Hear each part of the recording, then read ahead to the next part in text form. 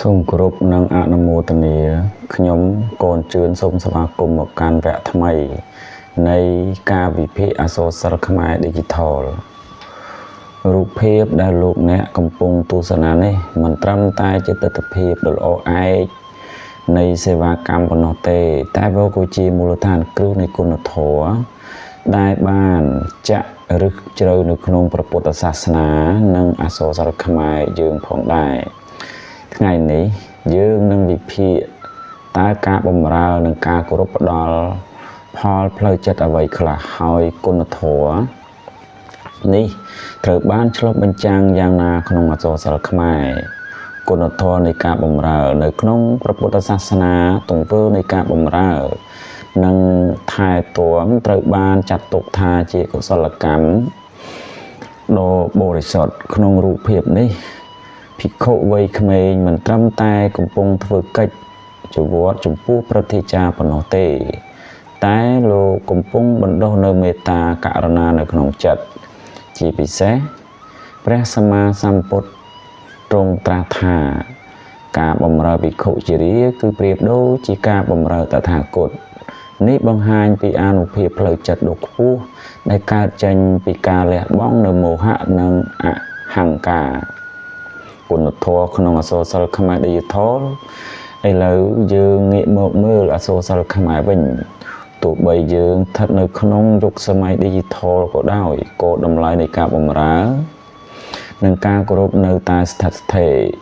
នៅក្នុងច្បាប់ប្រុសនិងច្បាប់ស្រីតែងតែរំលឹកពីកាតព្វកិច្ចកូនចំពោះមាតាបិតានិងសិស្សចំពោះគ្រូអាចារ្យទង្វើនៃការបម្រើនេះត្រូវបានចាត់ទុកជាមូលដ្ឋានគ្រឹះនៃសុភមង្គលក្នុងគ្រួសារនិងសង្គមឧទាហរណ៍ជាក់ស្ដែងសូមមើលកថាខណ្ឌខ្លីមួយដែលនិយាយពីការគ្រប់គ្រូមានគុណគំនិតកុំភ្លេចផ្គត់ផ្គង់គិតគូរហោចអ្វីមួយនេះហើយគឺជាទង្វើដែលរូបភាពរបស់យើងបានបង្ហាញវាមិនមែនជាបន្ទុកទេតែវាជាកុសលចិត្តការយកចិត្តទុកដាក់ដូចជាដែលយើងឃើញនៅក្នុងរូបភាពនេះគឺជាបេះដូងនៃការបម្រើវាជាគោលឆ្លុះបញ្ចាំងពីការទទួលខុសត្រូវដែលជាធាតុសំខាន់នៅក្នុងវប្បធម៌ខ្មែរយើងផលនៃការបណ្ដុះកុសលចិត្តគឺតើទង្វើនៃការបម្រើនេះផ្ដល់ផលអ្វីដល់ភិក្ខុវ័យក្មេងបើនិយាយតាមន័យព្រះវិធម្មនោះជាមហាកុសលចិត្តញាណសម្បយុត្តកុសលមានបញ្ញា